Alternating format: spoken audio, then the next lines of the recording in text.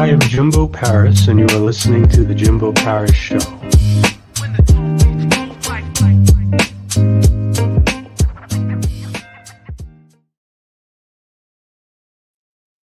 Hello, everyone. I am Jimbo Paris. Welcome again to The Jimbo Paris Show.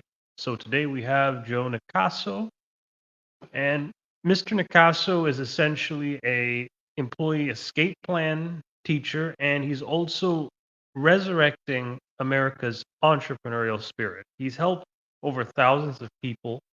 He's considered a digital nomad, and he's also a brown belt in karate. So let's sit down, have a conversation with him, and learn more about this interesting man. Well, hello.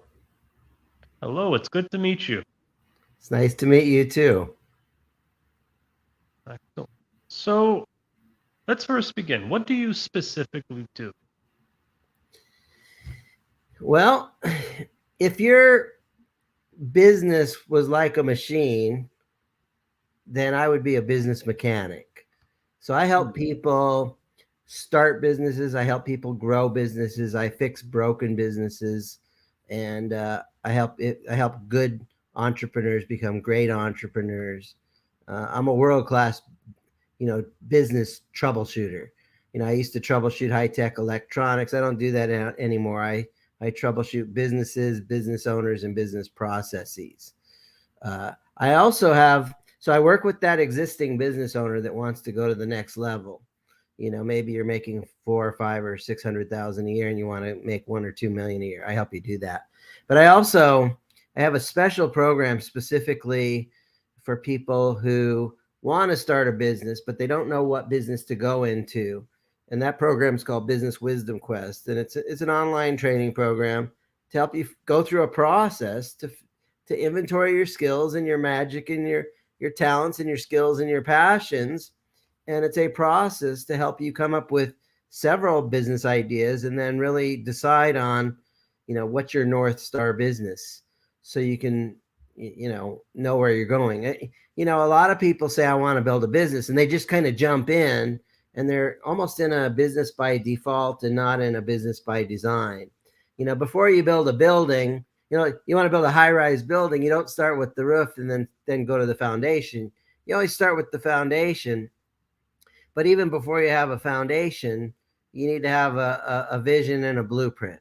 Okay.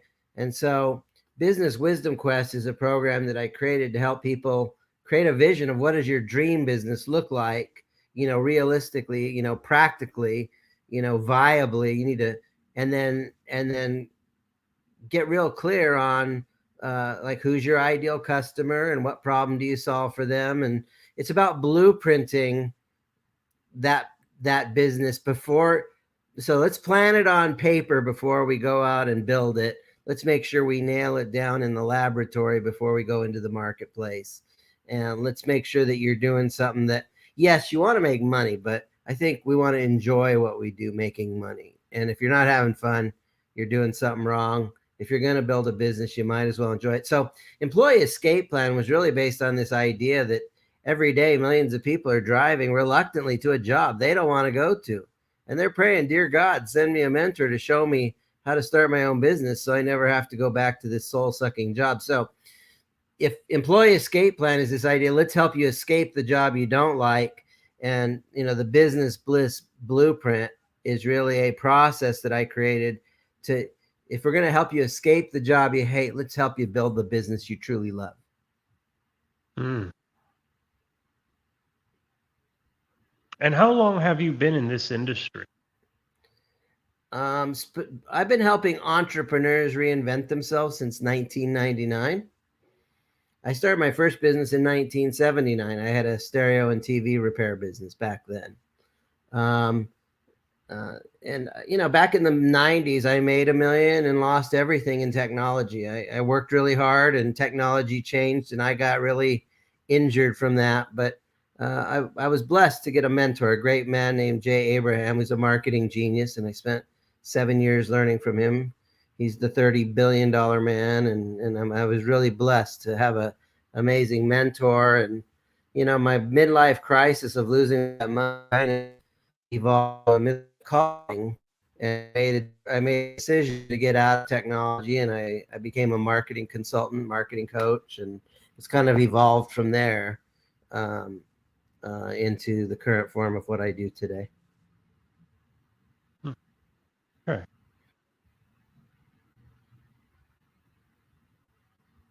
What is your definition of market? Marketing, if you have a great product or service, let's back it up. What's my definition of business? Business, we spend money on things that make our life better, hopefully. So why do you spend money on your rent or your mortgage? Because life is better when you got a roof over your head. Why do you spend money going to that nice restaurant versus eating at home? Because life is better to eat out, a nice chef prepared meal once in a while. Why do you get your brakes fixed on your car? Because life is better when our brakes work versus when our brakes don't work. And why do you buy that bottle of Jack Daniels? You think it makes your life better. We could have a little debate. We could have a little debate about that. The Jack Daniels doesn't make your life better, but you think it does. And so business, if you want to flip the table, you want people to spend money with you. It's how do you make somebody else's life better and make it so darn valuable. So business is this concept of, if you want to receive a lot, like the money, you got to give a lot in terms of giving, sharing, serving, contributing, improving the lives, the health, the relationships, the whatever of the clients that you serve. So that's what business is. Now, let's just say you do something innovatively. you know I have a new way to, like, I help people start a business that, I help people figure out what's the right business for you. That's one of my services. It's innovation. Okay, here's the problem with innovation. Innovation creates new ignorance. Just because I have this amazing service doesn't mean people know about it. I invented this thing. Do you think people in New York City know about it, or people in Kolkata, India know about it, or people in the Netherlands? Do you think they know about it? They don't. So marketing is number one. It's a way to let people know what you do. Innovation creates new ignorance. So the cure for ignorance is education. And so marketing in many ways is an education process to identify who is your ideal customers and get in front of them. And good marketing is not annoying. It's, you're either a welcome guest or an uninvited pest. Okay. A lot of people, unfortunately, are not trained on how to do marketing properly. And so they annoy people and they yell louder. Okay. But good marketing, you're a welcome guest. You add value and you get people to raise their hand and they say, I'm interested in what you've got. Now, does that mean that they're going to buy from you? Sometimes, but not necessarily right away. Now that you've raised your hand, marketing has a second job, and that is to teach you to want. There's teaching content and there's conversion content, teaching people to want more. And so once people have raised their hand, that's just the start of the relationship. After you start the relationship, you need to continue to build the relationship. You need to help people know you and like you and trust you and desire what you've got. And so the first job of marketing is just to create the initial connection. The second job of marketing is to filter out the wrong people, filter in the right people. And for the right people that stick around, it's to educate them and get them wanting what you've got. And then the third job of marketing is to get people to raise their hand and say, I'm really interested now. I'll talk to you, or I'm really interested. I'll buy from you. If you're selling something low ticket, you can just sell direct. If you're selling something that's more expensive, then you need to have a real conversation with a human being. So the third job of marketing is to fill your calendars who are 8s, 9s, and 10s in terms of buying temperature. And so once you have that conversation, now you shift from a marketing mode to a sales mode. And so marketing is finding the people who are the potential buyers, and then sales is selling those people that you found that are truly interested and moving them from interested to committed and involved. Hmm. That was a long answer. And marketing isn't just online, it's offline. It's, it's advertising, it's billboards, it's public relations, it's getting in the radio, magazine, newspaper, television, podcasts. Marketing is ways to get in front of new audiences. There's marketing to new people. There's, the people that have never met you and never bought from you. There's marketing to the people that have shown interest and haven't bought. And then there's marketing to your current and past customers to get them to buy from you a second, third, and fourth time. I'll tell you, the most important number in your marketing is the lifetime value of a customer. Okay. So imagine you have a hair salon or a barber shop, and you cut somebody's hair and you make $20. Okay. You make $20. Somebody walks in the door. You say, okay, that person wants their haircut. They're worth $20. But a true marketer looks and says, okay, they need their haircut, but a month from now, they're going to need a haircut, and they're going to need their haircut about once every 4 weeks. Okay. And that's all of a sudden, that's $240 a year, but they might buy some shampoo. They might buy some shaving cream. They might buy some other things. That client might be worth $500 a year. And if they stay with me for 10 years, they're worth $5,000 to me. And if once a year over those 10 years, they refer one equal friend, each of those friends are worth $5,000. And so if over 10 years, they brought if they brought 10 friends, now they brought $50,000 worth of referrals, plus they're worth $5,000. Now somebody walks in the door, you see them, oh, they're worth $55,000 to me. If you treat somebody as worth $55,000, you'll treat them different if you see them as worth $20. That's another aspect of marketing. So this is why you're successful. What makes you different from other marketers is you essentially look at the value of a customer in the long term instead of just the short term. It's definitely one piece. There's there is marketers.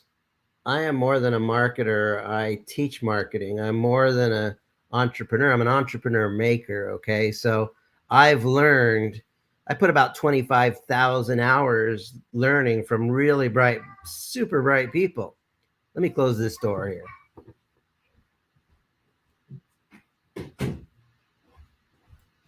Some outside noise entered. And so I've got some pretty mad knowledge and skills and expertise.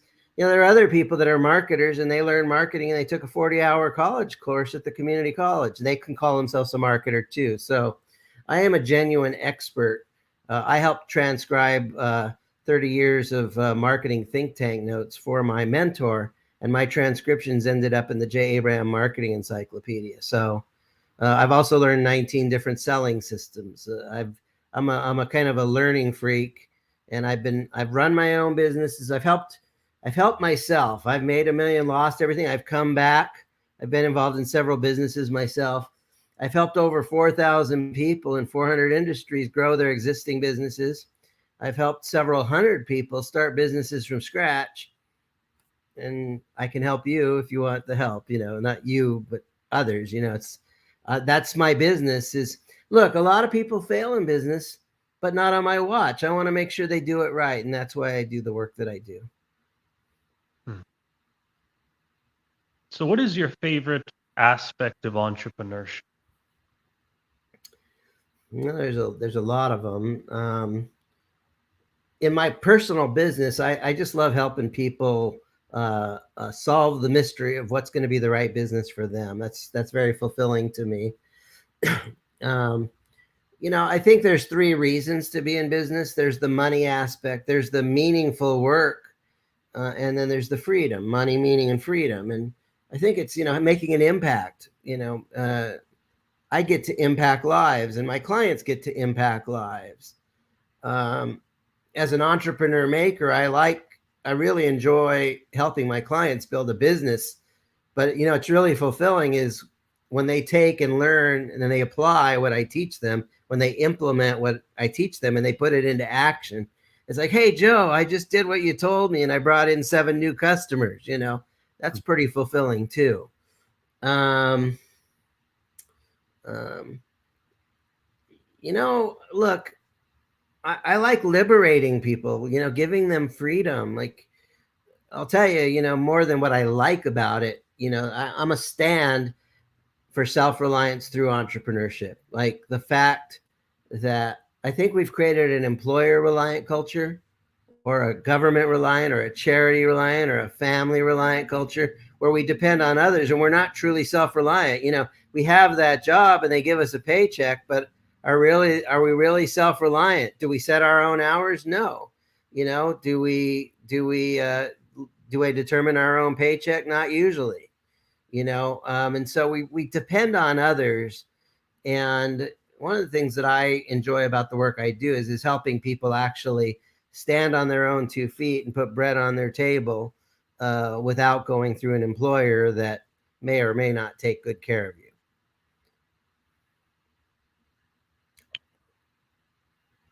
And is this same aspect, or well, you mentioned multiple aspects, but which aspect do you think drives you as an entrepreneur the most?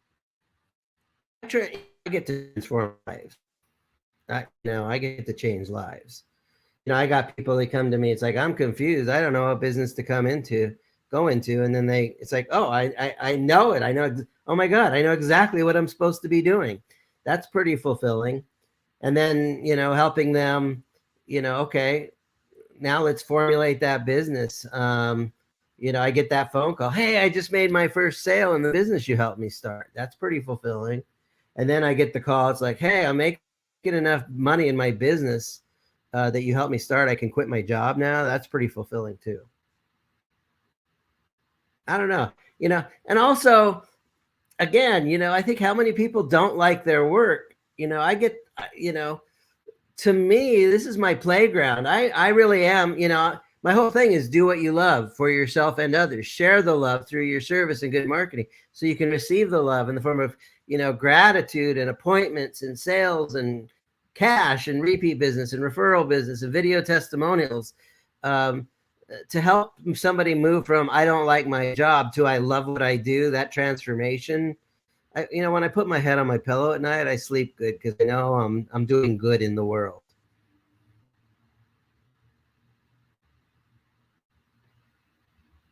And what habits have made you an effective entrepreneur?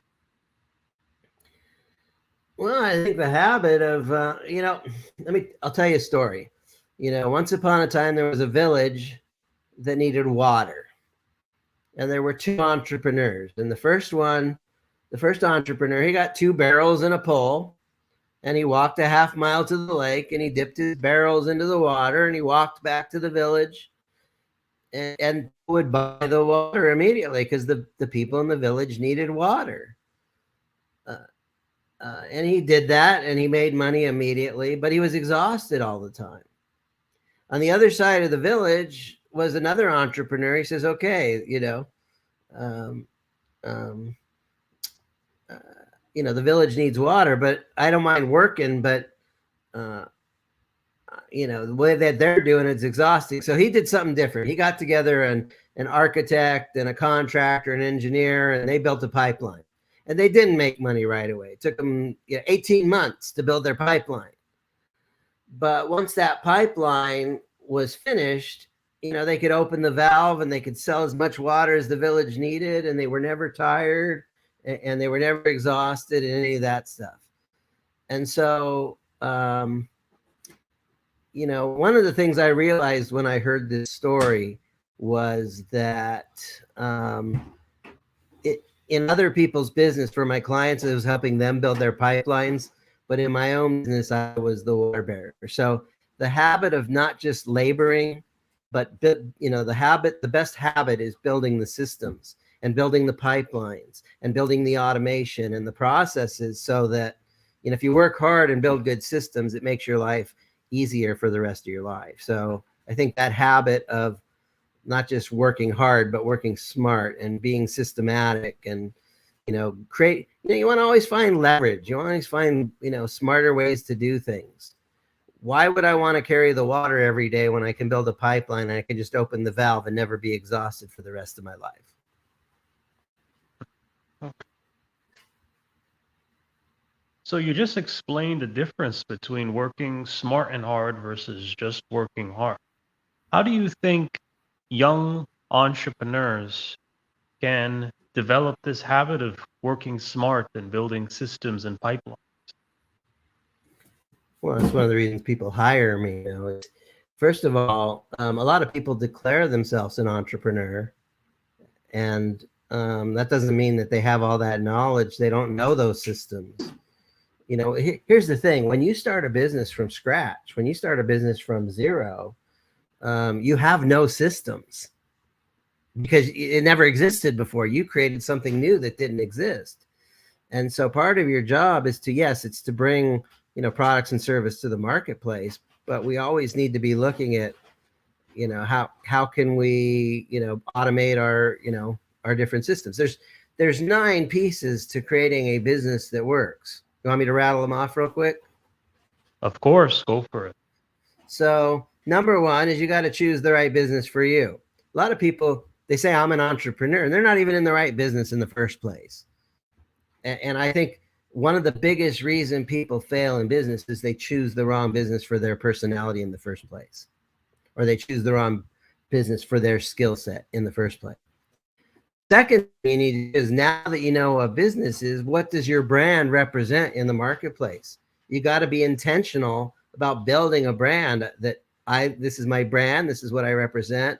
I love what I stand for. There is no leader without a tribe, and there is no tribe without a leader. And the highest paid person is a tribal leader, but we don't follow a person, we follow a cause. So what do you stand for? So you got to build the brand. That's the second piece. Now that you know what you stand for, the third piece is, what are you offering? Okay.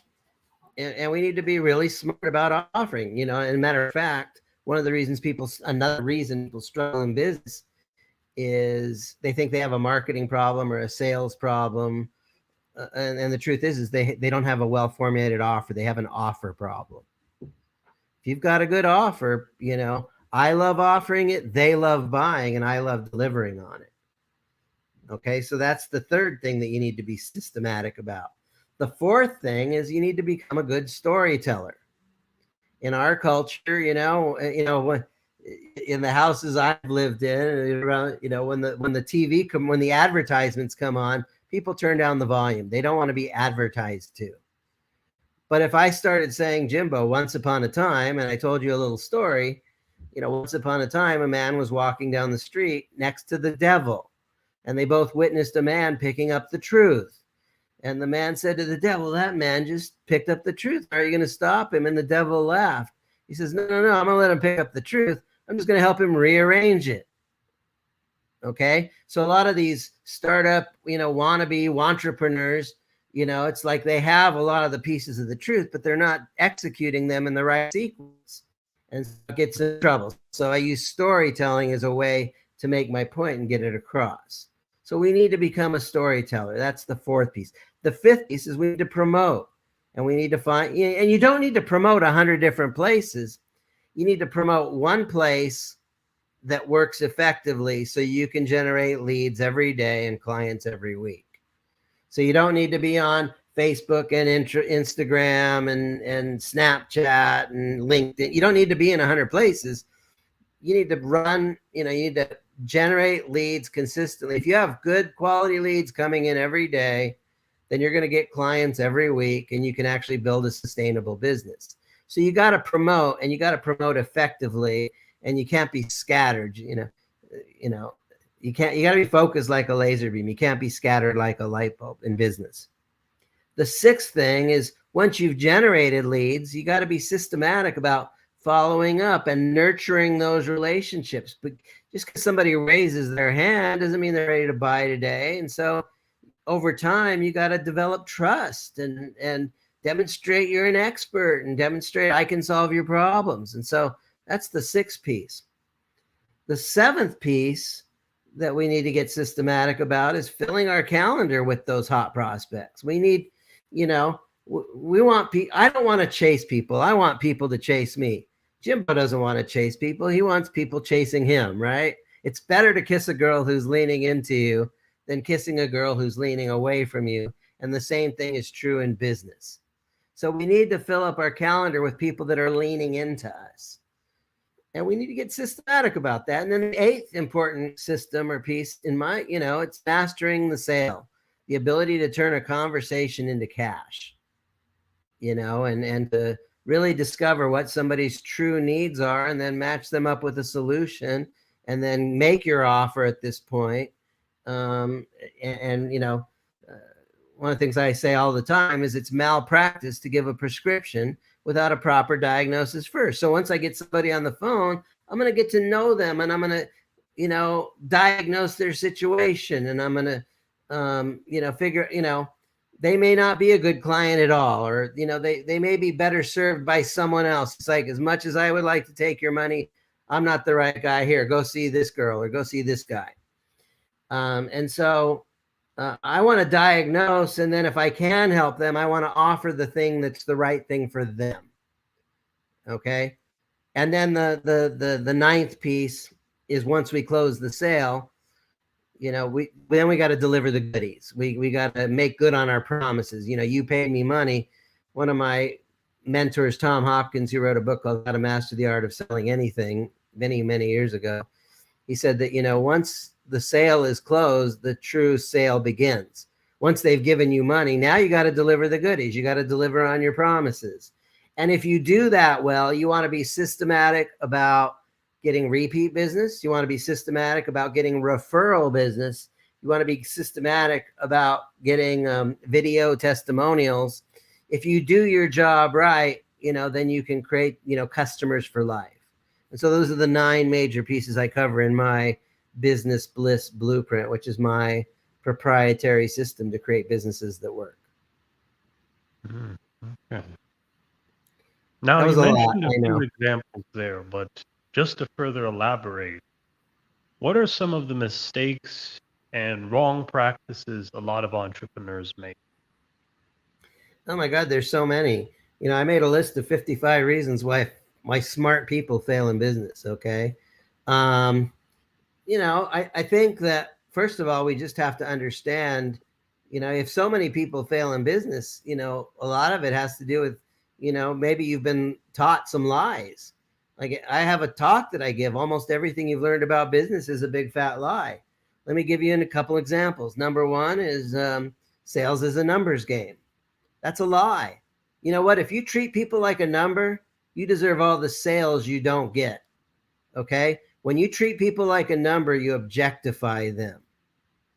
Okay? Sales is all about developing relationships. Sales is about, marketing. Sales is about serving the client's needs. It's about really being present with somebody and listening and asking good questions and really caring,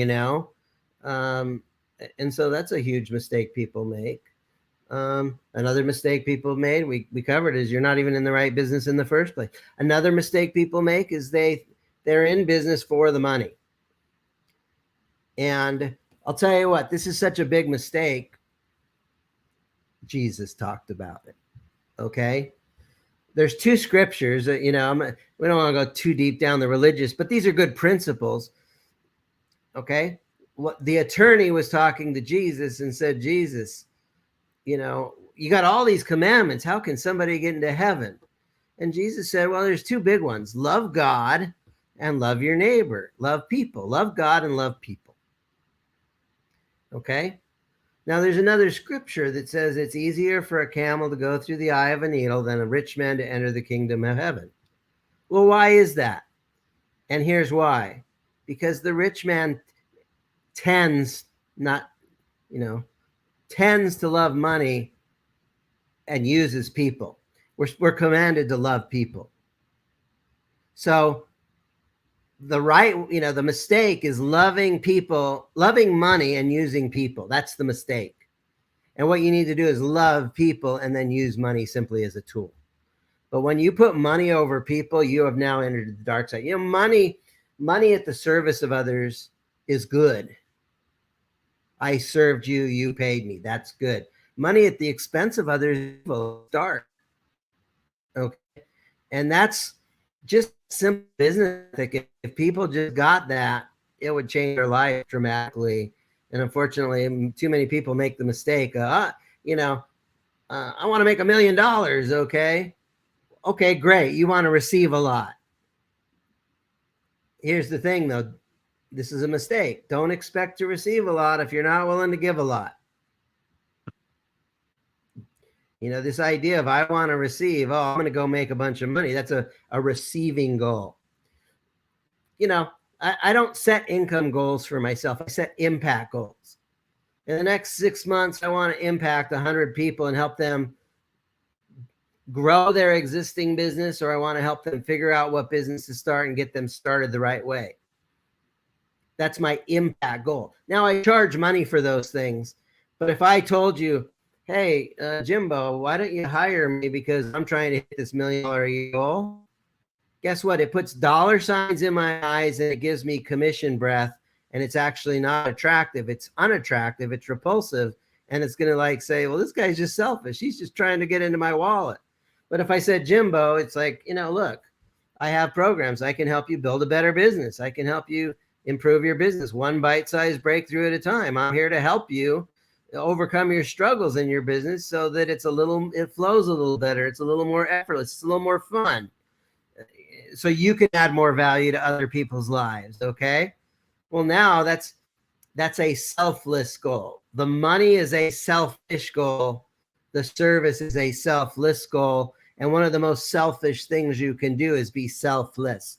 So if I actually care about you and I really help you and your life is better as a result of the work, I'm going to get rewarded richly. Okay.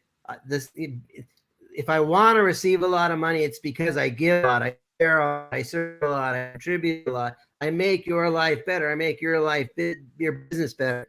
If a relationship copes, I make your relationships better. If I'm a psychologist, I make your psychology. If I'm a mental health expert, I'm going to make your mental health better because I help you get better. That's the reason I get paid. And if people just learn that, big mistake is stop putting the money over the people and start putting the people and the service and the value over others. And that'll put you on the right path. That is so true. And I think something that people don't pay attention to a lot is the biggest businesses and probably the wealthiest people in the world are usually the ones that provide the most impact and value to others. You really do you really do receive what you give. And it's just a really good lesson you're pushing out there. Just my 2 cents. All good businesses solve a problem. When I meet somebody and they say they're in business already, I'll ask 2 real basic questions that, who's your ideal customer? What problem do you solve for them? And, a lot of people have difficulty with this. FedEx solves a problem when it absolutely positively has to get there overnight. I have a package. I'm in Texas right now, and I need to get a package to, I don't know, I need to get a package to Madrid in Spain. That's a problem, right? But FedEx solves that problem. Okay. And if you don't know what problem, a lot of people, it's like, what problem? I ask people, what business are you in? What problem do you solve? Well, I'm a web developer. I help you make a great website. Well, I didn't hear a problem.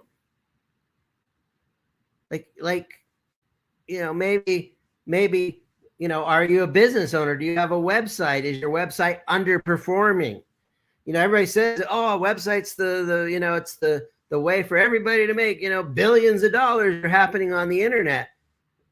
But is your website giving you your share of those billions? If not, that's the problem. So I don't just help you build a website. I help you redesign your website so it's more effective so that it actually helps you live up to the promise of the internet. If your website isn't living up to the promise of the internet, there's a problem. I can help you solve that problem. Now you got my attention.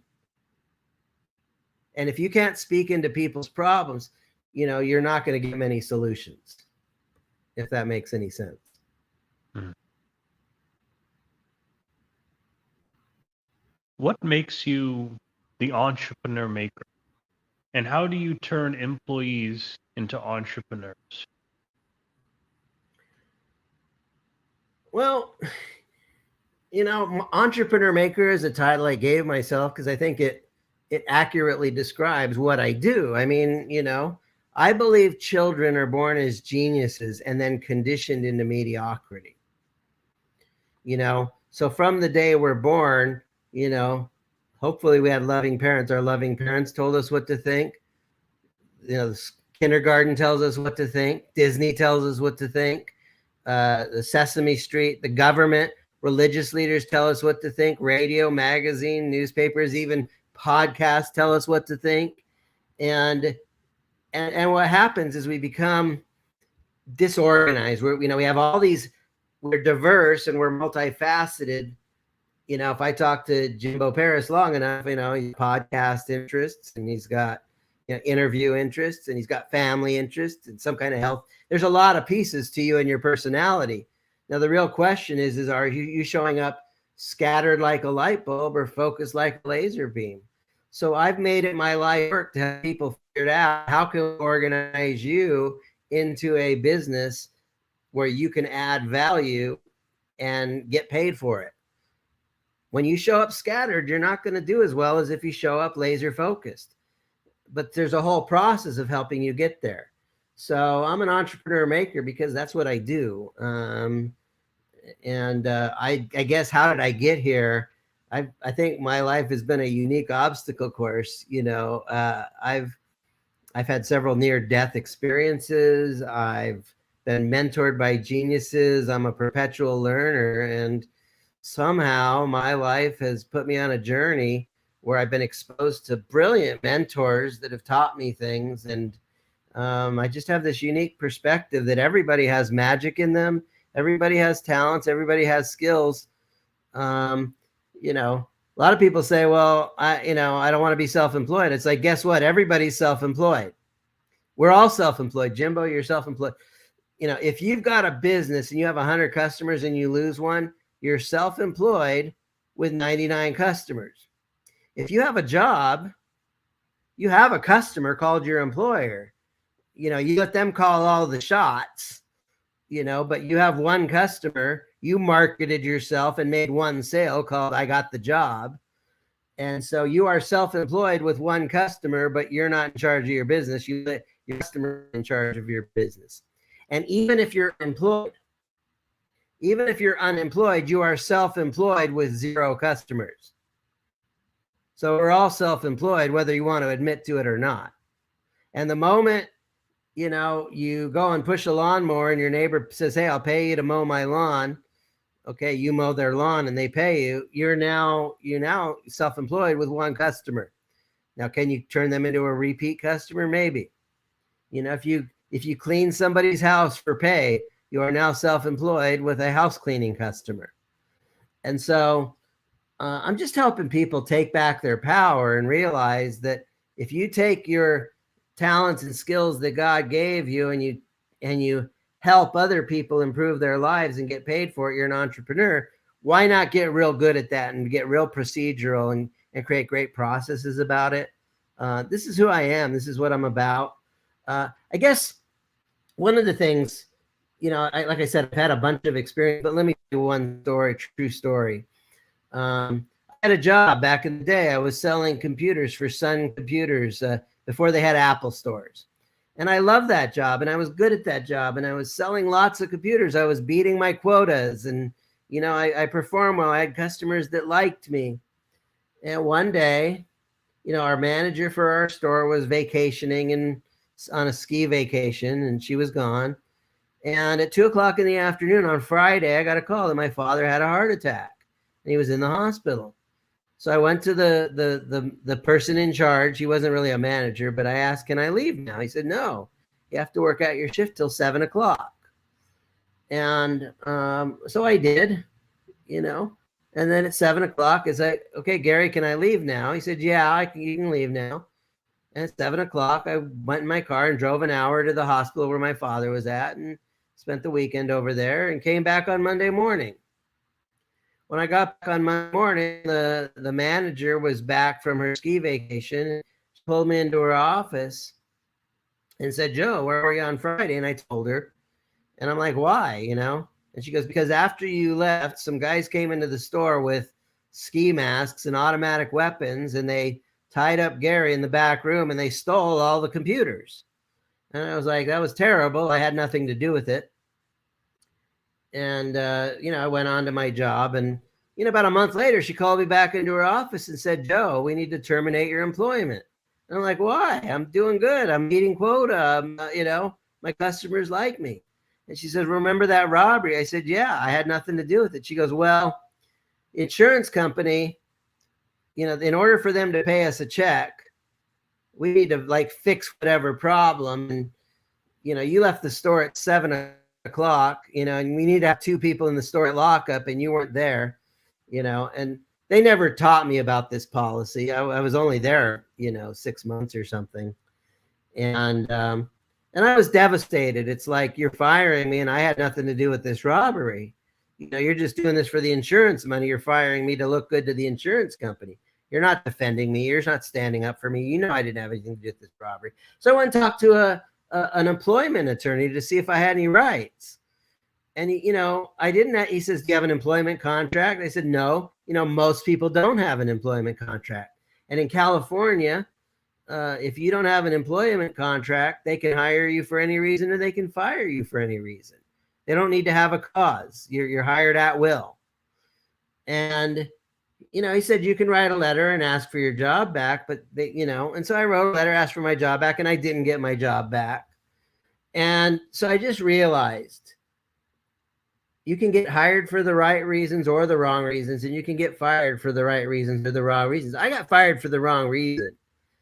And when I realized that, I come, I get my knowledge, I get my expertise, I get my skills, I come into a job, I'm performing well, and somebody rolls over on the wrong side of the bed, I felt very powerless in my career.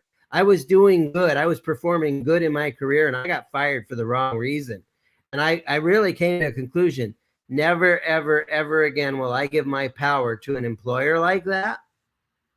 Okay? And I made a decision that I was going to make this entrepreneur thing work. And that's one story that really was one of those days that turned my life around. And I've got other stories, but that was definitely something that helped me make a decision to never, one of the things I realized is that most employer-employee relationships are not adult to adult. They're a parent-child. The employer is the parent and you're the child, and they treat you like a child, and you're somebody else's slave. You're not, it's not your business. Sometimes I meet people all the time, they get a promotion and next thing you know, they're head of the company. Sometimes you climb to the top of the mountain and you realize it's not your mountain. And this happens to far too many people, is they get into a leadership position, then the company makes changes and heads roll, and theirs is one of them, and so, I just, I have a cause, I have a purpose to help people take their power. Stop working for the man, be the man. Stop working for the boss, be the boss. Own your own power. You're going to work anyway. Why not work for yourself instead of giving your power away to an employer? Don't work for someone else and give your power away. To me, that's foolish. And look, I know that you got to have a job. You got to do something to put bread on the table. If you got a job now, don't quit your job and then hire me and then try and figure it out. Keep your job, keep making money, hire someone like me. Let's get your business working, prove it out as a side hustle, validate your concept, get your systems working, start making enough money that that this thing works. And then once it's working, then you can escape from your job, but don't, I want you to be financially responsible. If you're a man, I want you to be responsible for putting bread on the table and taking care of your family. You got to be responsible. But that Just because you started as an employee, though, doesn't mean that that's your destination for the rest of your life. I'm here to tell you, you have a lot more power than that. You know, as you talk about this, I can't stop thinking about this research paper that I'm working on for media and communication studies. There's a certain term called ideological state apparatus. And a lot of times we're very familiar with something called the repressive state apparatus. And the, that's sort of the law enforcement, sort of the more physical power that governments use. But what you're handling is a lot more about the ideological state apparatus, where ideas and concepts and more softer forms of dominance like employee reliance, government reliance. I'm specifically looking at Disney here too and how it influences children. And I see a man like you as a freedom fighter against this common ideological state apparatus, because you're sort of pushing people into more of this subculture that involves basically empowering the self through Yeah. entrepreneurship. So again, I do think you're really providing a massive value for people. And you know, just to kind of follow up here with a question of my own to come back to you is, um, how can you determine which business is best for you? Okay. Um, there's 4 gateways. Number 1 is, are you passionate about it? Hmm. Do you solve a problem? Do you have a certain proficiency, like you're really good at something? Or do you have a proprietary process? When it comes to like what are the criteria of making a good business work, is there a need in the marketplace? It's like, look, we live in a world of problems. There's 2 kinds: the ones people will pay to solve and they won't pay to solve. Are there humans that have a need, or are there organizations that have a need? Number 2 is, can you actually, um, can you identify people who say, like, I know somebody who has that problem. I know somebody that needs that. Okay. Um, Number 3 is, just because people have problems, will they actually pay to solve that problem? So just because just because somebody has a problem or a need doesn't mean they'll necessarily pay for that. And so, here's a problem. There's a boat, there's a ship called the Titanic. It's sitting at the bottom of the ocean. Kind of a problem. Used to be a problem, I don't think. But could we raise the Titanic from the bottom of the ocean and restore it and fix it and make it sail again? We probably could, but is anybody going to pay for that? No. And so, we need to ask, is the juice worth the squeeze? Are people willing to pay to have that problem solved? And so not everybody's willing to do that. You also need to look at, are there enough people in the world with this problem? If you solve a problem and there's only 17 people on the planet, it might keep you busy for a year or 2, but 10 years from now, you're going to run out of people. And so you have to ask, are there enough people on the planet that need my services? And then, if you can identify the people with the problem, can I actually access them through marketing or through my network, through relationships, through social media, through the internet, through advertising? Because if there's not enough people, or if there is people, but I can't get to them, that's not a very good business. And then ultimately, I think, can I actually help them solve their problem? So you have a problem, you acknowledge you have a problem, you know this problem, it's holding you back, and your life would be so much better if you solve this problem. You're willing to pay to have this problem solved, and then I come along, I can extract money from you, but if I can't really genuinely solve your problem, I don't just have imposter syndrome. I'm a straight up imposter, and so we need to identify people with the problem, and then we need to have a real solution that genuinely fixes their problem. And they can say, what, I hired Jimbo. I had a problem. I hired Jimbo. He fixed my problem. I paid him, and I'm so grateful. I'm grateful for Jimbo, and I'm willing to be generous with Jimbo. I paid him well, and he solved my problem, and I'm so grateful that he helped me solve that problem. And so those are some ideas. And also, just because you can, a lot of times people are in a business and they're passionate, but they're not making money. So that's not a good business. Other people are making money, but they hate what they're doing to make the money. That's not good either. And so I think ultimately you want to identify a niche. And it's like, okay, who do I like working with? Can I get them a good result? And can they actually pay me? And if you know who you can work with, and if they can actually, if you like working with them and they can actually pay you and you can actually give them a good result, then that's probably a good business. And if you feel good about it, if you don't feel good about it, you might make money for a day or a year or a couple of years, but eventually, if you don't enjoy it, you're going to burn out. One of my taglines is, if you're going to build a business, you might as well enjoy it. You might as well enjoy it. You might as well enjoy it. Because if you're not enjoying it, after a few years, you say, I'm tired of this garbage. Okay. Now, Mr.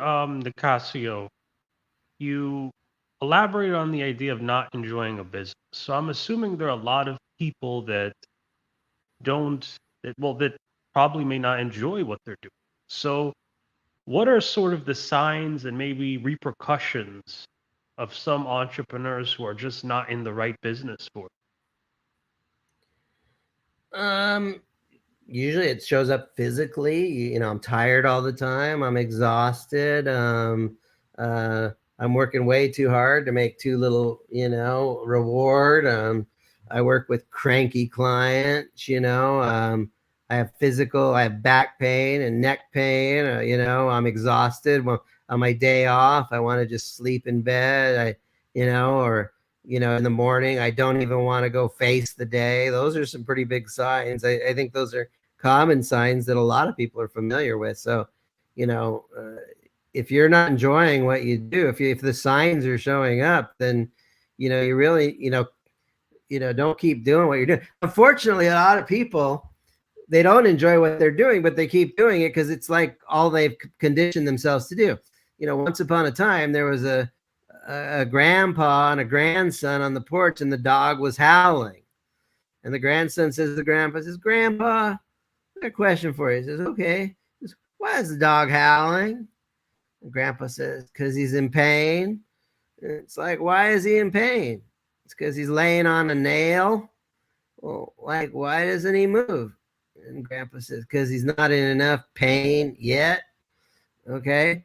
And so, people will be in pain. They'll keep doing what they're doing until it hurts bad enough that they either break down or they quit or they shut down. And don't wait till it gets to be that late. If you feel the pain, you have to, the most important number one determining factor if a human being will change is if they have a sense of urgency.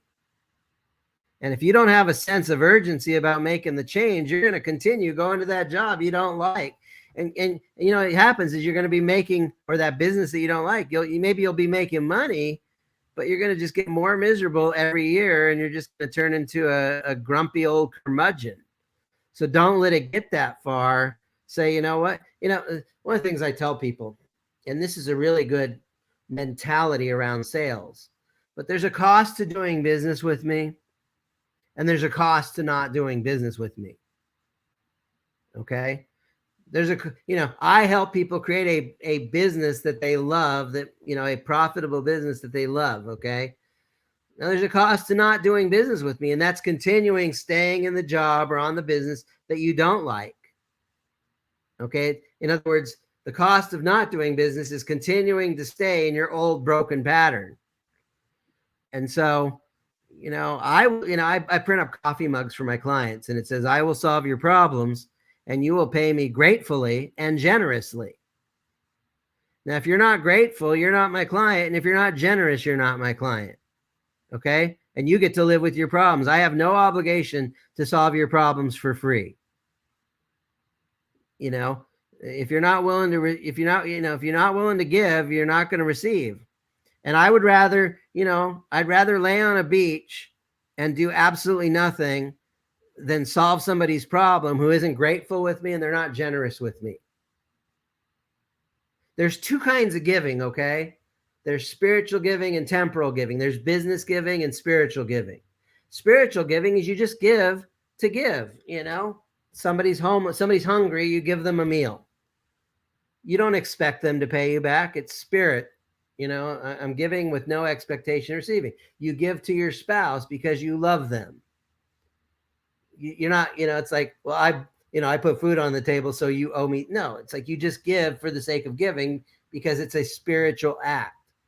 But in the business world, I give with an expectation that you're going to give back. I will, I will give you this gallon of milk and I expect you to pay the $2 for the gallon of milk. Now, if you want me to give you I can give you the gallon of milk out of charity, but that's not a business. If I do that for my business and I just give everybody free food, I'm going to end up bankrupt. Okay? And if you expect me to give you the milk without paying me, we call that a thief. That's a taker. They want to receive without giving. And so business is this understanding that there's an exchange. Okay? And we have a temporal part and a spiritual part, and we need to succeed at both. If you're all temporal, if you make a bunch of money, but you're not successful spiritually, you'll have a lot of money, but you'll be miserable. On the other hand, if you're poor, you can go work at the soup kitchen, you can be happy, but but you can't go out, and you might be able to work in the soup kitchen for a day, but you won't be able to buy the groceries to put in that soup kitchen. Okay? So we need to succeed at both. We need to succeed at our business so we can do more spiritual stuff. Is this making some sense? It's making a lot of sense, actually. And it brings a bit of balance to what you said earlier. Yes, you need to provide value to other people, but don't take it so overboard to the point where you're not getting any value back yourself. It's about a balance. And well, I would say once you know that you're going to get paid, I would say absolutely go overboard. I'm a massive contribution to the clients I serve. I don't hold back. You're paying me a lot, I'm going to give a lot. Okay? And I do something for everybody. It's let me buy you an hour of my time. You're interested in the possibility of working with me, or you just need a little help. I'll buy you an hour of my time. I will give you an hour of my time at absolutely no cost. It's my normal charge is $500 an hour if you want to buy an hour of my time. Okay? Now, at the end of that hour, maybe I can't help you and then we part ways. But if I can help you, I'm going to make an offer. It's like, it's based on what you told me. This is a program you need, and here's how much it will cost. Now, you're either going to pay me or you're not going to pay me. And if you don't pay me, that's okay. We part ways. And if you do pay me, then I'm going to really pour a lot of love and caring into you. But after that free hour, I become compassion for hire. If you pay me, I care. But if you don't pay, I don't care. Okay? It's called a healthy boundary. I've already given. I can't just keep giving and giving and giving when you're not giving back. That's bad karma. Like, there. And let me give you a great business shortcut. It's really a spiritual thing, but give to the givers, because givers are wired to give back. If you give to the takers, they'll just keep taking and taking and taking, and they will deplete you. They will deplete you energetically. They will deplete you financially. They will deplete your emotions, and you'll end up feeling really bad. And so we want to give to the givers, because givers are wired to give back. And once we get the signs that somebody's a taker and they just want to receive without giving, that's bad karma. That's bad juju. Get away from me. I don't need that in my life. Now, Mr. Nicassio, this has been an excellent interview, but before we wrap this up, I just want to know a bit more about your book, Further and Faster. You want to know about what? My book? Further and Faster. Yes, your book, your new one. Well, I don't have a new book. I wrote Resurrecting America's Entrepreneurial Spirit back in 2012. And, I was asked to speak to 50 people that all had masters, and PhDs. And the one thing they had in common, were all employed. We were all told if you go to school and get a good education, you get a good job. And that's not true. And so I was asked to come to the EDD, the Employment Development Department, and talk to these people and teach them how to market themselves to get their next job. So I talked about marketing and prospecting and initial contact and qualifying and sales and all that.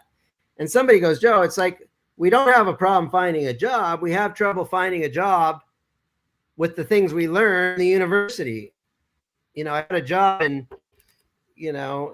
the psychology department, but I'm having trouble finding a psychology job. Okay. And so I said, look, a dream job is not an entitlement. Where's the committee to create a dream job for Jimbo Paris? Is there a group of employers out there saying, let's create a dream job for Jimbo Paris? It doesn't exist. The committee to create a dream job for Jimbo Paris is in your mirror. You are it. And you're there alone unless you hire me, then I'm by your side, okay? But the point is it's not, you're not entitled to a dream job. If you find one, you're lucky.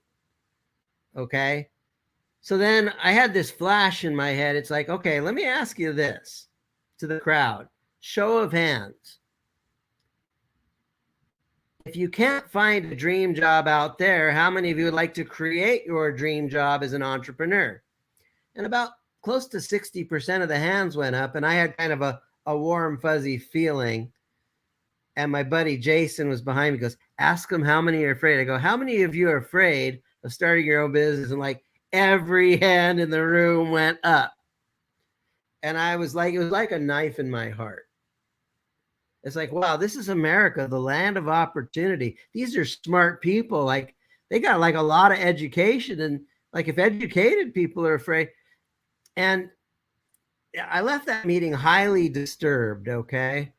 And I felt like if the entrepreneurial spirit was represented by a flame, okay, and I had 50 people in that room, when I asked that question, how many of you are afraid of starting your own business? It's like somebody took a fire hose and put out everybody's flame. Every flame was out. I'm afraid. I won't start a business because I'm afraid. And I'm a believer. I'm a believer in God and Jesus Christ and all that. And fear is kind of the opposite of faith. And so if you're afraid to start a business, guess what? Your fears will control the day. The chances of you starting a business, if you're driven by fear, that you're not likely to start a business and succeed at it. And so my book, Resurrecting America's Entrepreneurial Spirit, was really I identified 21 spirit killers. What are things that kill your spirit? How do we overcome them with spirit builders? And so that book was really driven by the idea that sometimes in business, the reason we don't start that business, it has nothing to do with a knowledge gap, but it actually is a spiritual problem, not a knowledge problem. Okay, so your main book is Resurrecting America's Entrepreneurial Spirit. It's not Further and Faster, right? No, I don't have a book called Further and Faster. Okay. That was I don't know where a that came mistake from. on my part. Very stupid mistake on my part. Okay. No, don't worry about it. I have a coaching program called Employee Escape Plan. I have a process called the Business Bliss Blueprint. Okay. Mm. And I could write books about that, but I just make a lot more money when I coach people at $5,000 or $10,000 than I do by selling $20 books. Okay. The website that I'd like you to share for people that want to start a business but don't know what business to start is businesswisdomquest.com. That's my program to help you figure it out. It's a little $500 program or 3 payments of $187, but it's a look, before you even go down this entrepreneur journey, don't start working, start thinking and start blueprinting, you know, here's a great quote: even the poorest person can create a superior plan. You know, it doesn't take money to create a good plan. It takes a pencil and a piece of paper. And you know, if you don't know what business to go into, don't spend any money. Get your thinking cap on. And if you need guidance on it, that's what Business Wisdom Quest is about, to guide you and guide you to a journey to help you figure out what is the right business for you. That's really something that I do that nobody else on the planet is really doing what I do the way I do it. Okay, well, thank you again, Mr. Nicassio, for being on this show. Are there any sort of final words, any final powerful statements you'd like to make to the audience before I let you off here? You know, I have a free Facebook group for entrepreneurs and pre-entrepreneurs who want to build that better business. And it's at businessincubatorcommunity.com. And let me see, I'm putting a link in here. So I run a free Facebook group for entrepreneurs and pre-entrepreneurs who want to build a better business. If you'd like to join us, go to businessincubatorcommunity.com. It forwards straight into that Facebook group. And, you know, I have some free resources there for people that want some help, but they're not quite ready to hire somebody like me. It's, you know, it's a great, you know, first step, you know, at no charge. All right. And Well, yeah. I just want to let people know, if you want the help's available. I'm very committed to this.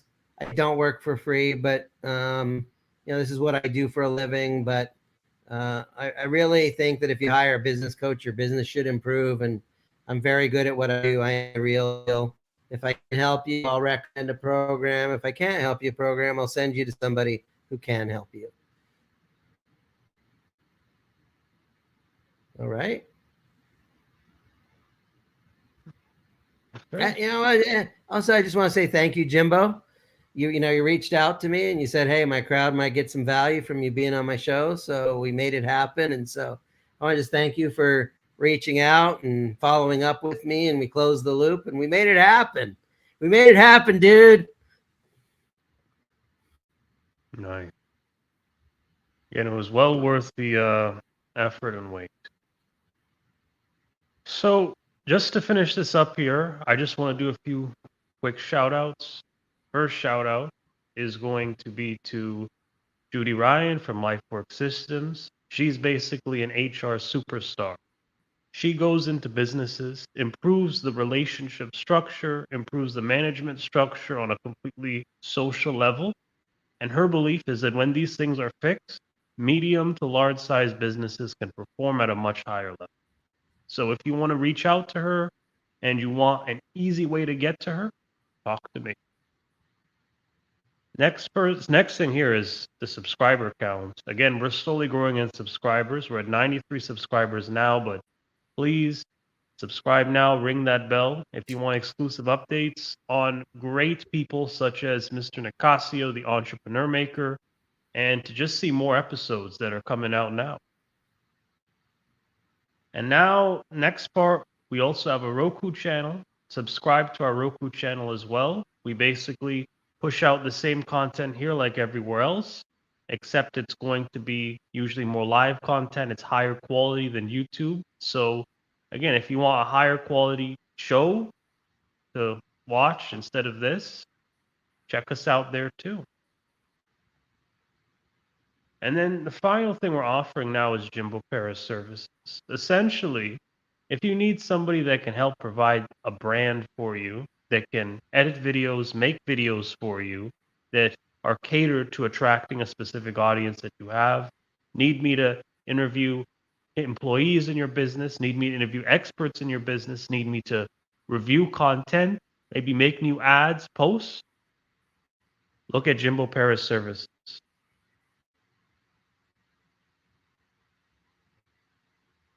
Now, thank you again, everyone. I'm Jimbo Paris, and this is the Jimbo Paris Show.